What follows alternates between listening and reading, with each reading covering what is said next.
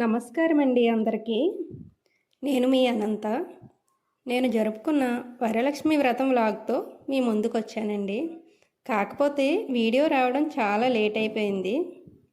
ముందుగా నేను ఒక విషయం చెప్పాలనుకుంటున్నానండి. యాక్చువల్లీ ఈ ఇయర్ నేను అసలు వరలక్ష్మి వ్రతం చేస్తాననే అనుకోలేదు. నా హెల్త్ సపోర్ట్ చేస్తుందో లేదో, అన్నీ సమకూరుతాయో లేదో అని అనుకుంటూ ఉండేదాన్ని. బట్ శ్రావణ మాసం వచ్చే టైంకి నా హెల్త్ బాగానే సెట్ అయిపోయిందండి. వ్రతం కూడా ఉన్నంతలో సింపుల్గా చేసేసుకోగలిగాను. ఎవ్రీ ఇయర్ వరలక్ష్మి వ్రతానికి మా అమ్మగారు వస్తూ ఉంటారండి. బట్ ఈ ఇయర్ మొత్తం నాతోనే ఉండాల్సి వచ్చింది ఆవిడకి. మా అమ్మ ఎంత పని చేసినప్పటికీ అమ్మవారికి పెట్టే 1-2 నైవేద్యాలైనా స్వయంగా నా చేతులతో నేనే తయారు చేయాలనుకున్నానండి. కష్టే ఫలి అని పెద్దవాళ్ళు అంటుంటారు కదా. మనం ఎంత కష్టపడితే అంత ఫలితం పొందగలుగుతాము. అలాగే నేను కూడా ఇష్టపడి నా అంతటా నేను ఏం చేయగలనో అదంతా చేశానండి. నేను గట్టిగా సంకల్పంతో ఉన్నాను. ఏవో గొప్పగా లేకపోయినా ఉన్నవాటితో అమ్మవారికి వ్రతం చేయాలనుకున్నాను. అమ్మ కూడా అలాగే అనుగ్రహించిందండి.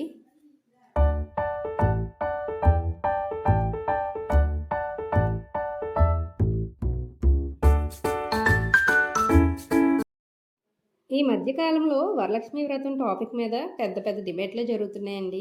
ఒక్కో ఛానల్ వాళ్ళు ఒక్కొక్కరి మీద దుమ్మెత్తి పోసేస్తున్నారు.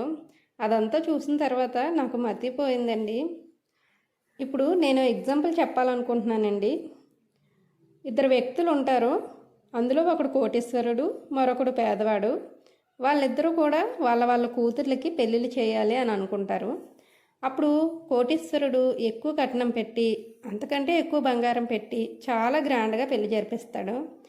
పేదవాడు వాడుకున్న దాంట్లో ఎంతో కొంత కట్నం పెట్టి పసుపు తాడు కట్టించి ఏ గుడిలోనూ పెళ్లి జరిపిస్తాడు. అయితే కోటీశ్వరుడు జరిపించింది పెళ్ళే, పేదవాడు జరిపించింది పెళ్ళే. కానీ వ్యత్యాసం ఏదైనా ఉంది అంటే అది వారు జరిపించిన తీరులో ఉంటుందండి. కోటీశ్వరుడు అంత ఘనంగా పెళ్లి జరిపించాడంటే అదంతా భగవంతుడి అనుగ్రహం ఉంది కాబట్టి. అదే భగవంతుడి అనుగ్రహంతో పేదవాడు కూడా ఉన్నదాంతో పెళ్లి జరిపించగలిగాడు. ఈ చిన్న విషయం అర్థం చేసుకుంటే సరిపోతుందండి.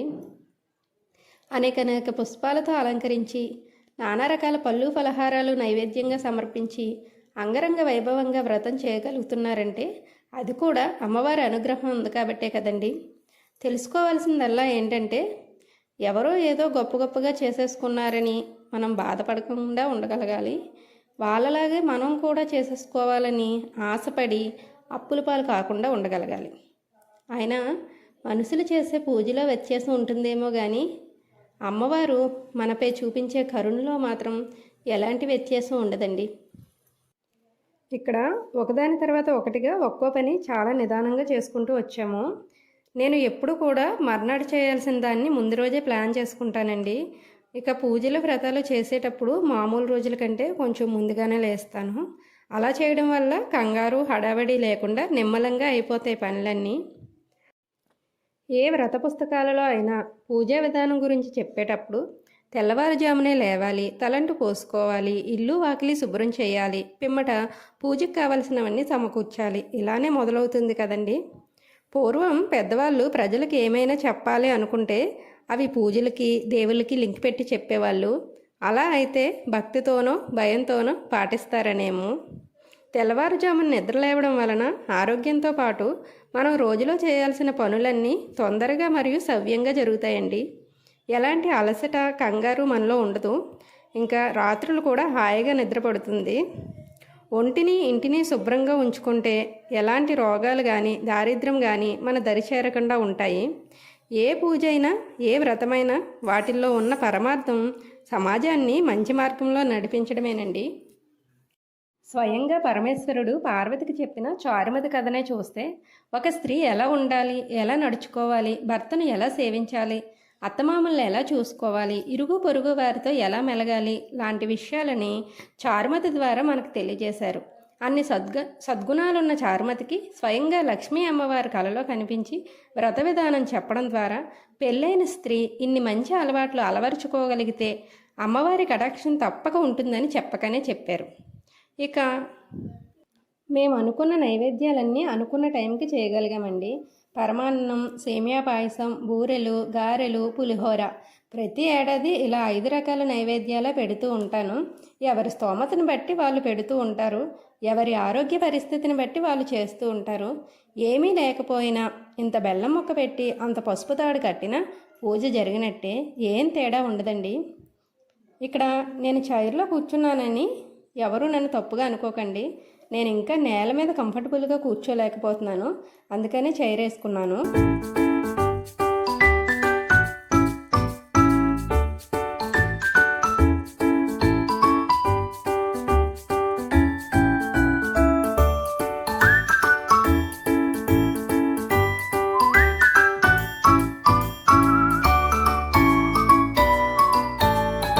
ఈ ఏడాది నాకు సంతోషకరమైన విషయం జరిగిందండి. చిన్నప్పుడు చదవడం వచ్చినప్పటి నుంచి వరలక్ష్మి వ్రత కథను చదువుతున్నాను.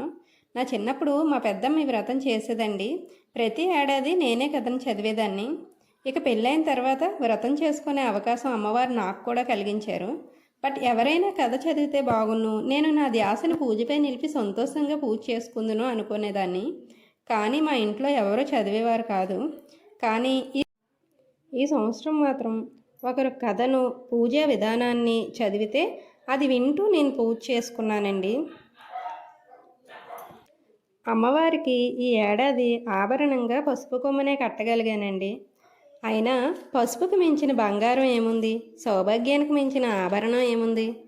ఏదో సినిమాలో చెప్పినట్టు మన దేశంలో నుదుటిన ఇంత బొట్టుంటే చాలు, హెచ్చుతగ్గుల తేడా లేకుండా పేరంటానికి మాత్రం పిలుస్తారు అన్నట్టు అలాంటి సౌభాగ్యాన్ని మించింది ఏముంది? ఇక్కడ నేను తోర పూజకి అవసరమైన దారాన్ని తీసి వాటికి ముళ్ళు వేస్తున్నానండి.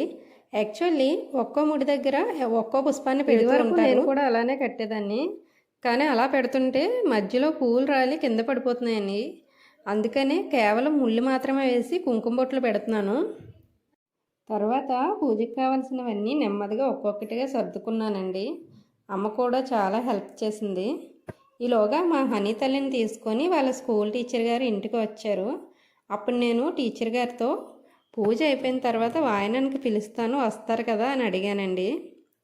అప్పుడు ఆవిడ ఇలా అన్నారు, ఎప్పుడో చివరాఖరి వరకు ఎందుకమ్మా, నేను ఇక్కడే కూర్చొని నీతో పూజ చేయించి కథ చదివి వాయనం తీసుకొని ఇంటికి వెళ్తాను అన్నారు.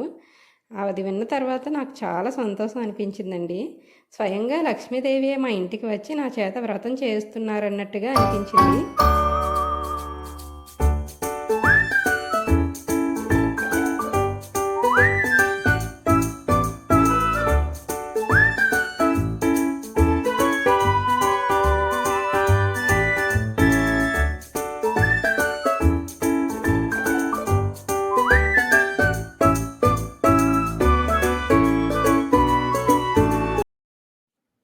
నేను పిలిస్తే రావడం వేరే సంగతి, కానీ స్వయంగా ఆవిడంతటా ఆవిడే వచ్చి నా చేత వ్రతం చేయించారు.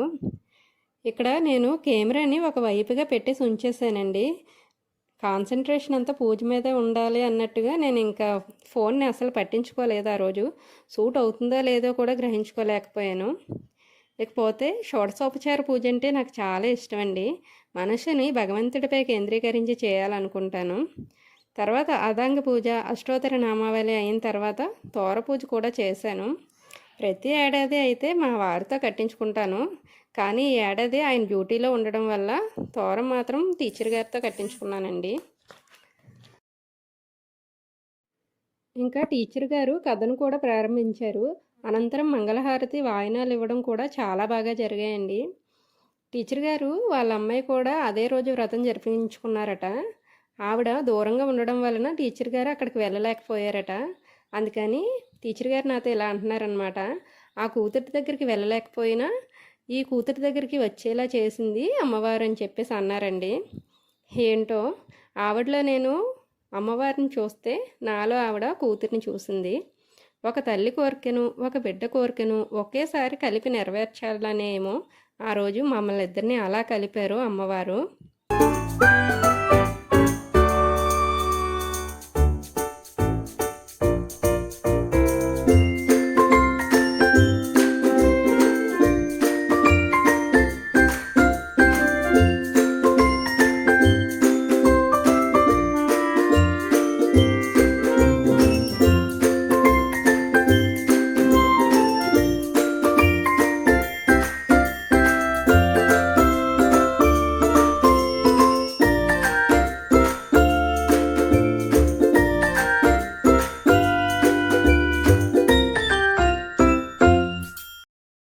మొత్తానికి ఈ ఏడాది అమ్మవారి వ్రతం ఆనందంగా జరుపుకున్నాము. ఆవిడే స్వయంగా జరిపించారు. ఎవరి స్తోమతలో వారు ప్రతి ఏడాది వరలక్ష్మి వ్రతం ఆనందంగా జరుపుకోవాలని మనసారా కోరుకుంటూ మీ అనంత.